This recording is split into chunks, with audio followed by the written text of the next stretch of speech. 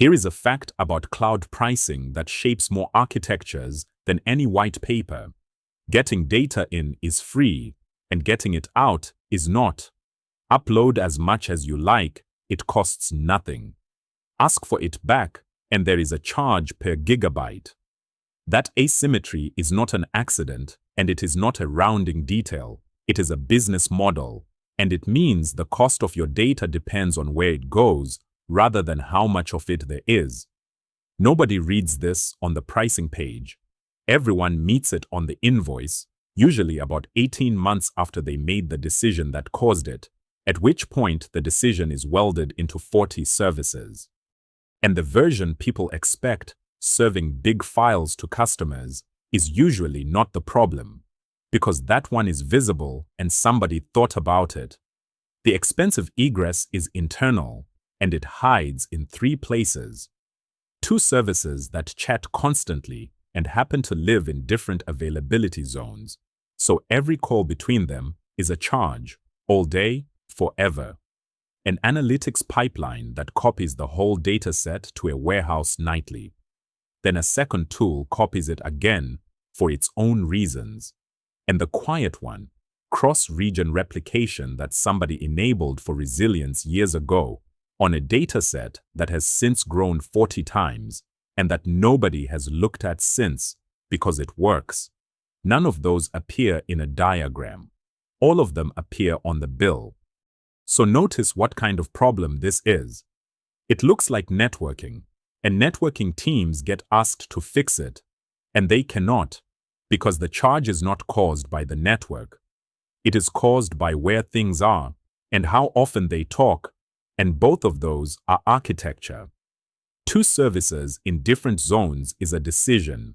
A pipeline that ships everything nightly instead of shipping a delta is a decision. Chatty, rather than coarse-grained interfaces, is a decision, made in a design review, usually for good reasons about coupling, by people who had no idea the boundary they were drawing had a price per gigabyte attached to it. You cannot tune your way out of a topology. You can only redraw it, which gives you the shape of the fix, and it is one sentence. Stop moving data to compute and move compute to data. If a job needs to read a large dataset, run it where that dataset already lives, and return the small answer, rather than shipping the large input somewhere convenient. Co-locate the services that talk constantly, and let the ones that talk rarely be far apart. Batch the chatter, because the charge is per gigabyte, and the same information in one call rather than 1,000 costs the same in bytes, but far less in overhead. And compress and use a compact format, because on this line of the bill, verbose JSON is a direct financial decision. And one more, because it is usually filed in the wrong drawer. A CDN is not a performance optimization you add at the end. On a bill, it is an egress decision. It changes who pays to move your bytes and how many times they move. Serve a popular asset from origin, and you pay for every request from every user.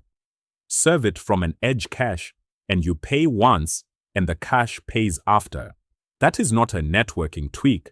It is a change to the topology of your system, and it belongs in the same conversation as where your services live.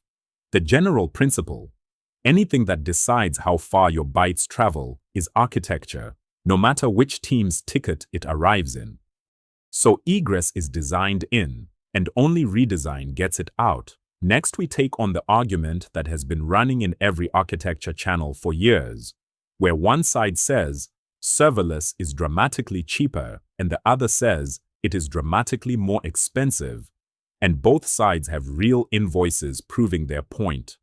They are both right, and there is a specific place where the answer flips. Next episode, the crossover. See you there.